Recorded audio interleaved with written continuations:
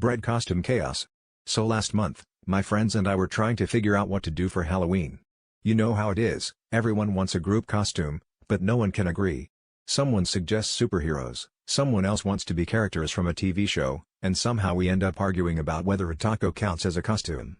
Finally, my friend Josh, who takes carbs way too seriously, blurts out, "What if we all dressed up as different types of bread?"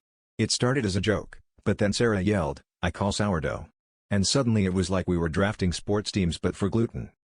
Cut to Halloween night, and we're all at this big house party in costumes that ranged from suspiciously creative, Sarah actually baked bread bowls and glued them to her dress, to what can only be described as aggressively last minute. Josh wrapped himself in a brown bedsheet and taped a sign to his chest that said "Rye."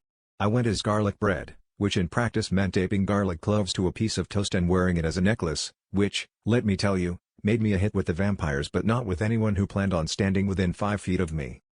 The party was already getting weird, someone's baguette costume snapped in half during a dance-off, and a guy dressed as Wonder Woman tried to use a croissant as a boomerang. But things really took a turn when the host announced a costume contest. Suddenly, people started buttering up the judges, literally, someone handed out mini butter packets, and the tension in the room rose higher than a loaf of challah. At one point, a heated debate broke out over whether naan technically counts as bread, and it almost came to blows until someone distracted us with a breadstick the limbo. In the end, we didn't win the costume contest, but we definitely left an impression. As we trudged home, still in our crumb-covered outfits, Josh sighed and said, "Well, that was a crummy idea." But Sarah grinned and replied, "Yeah, but at least we really rose to the occasion."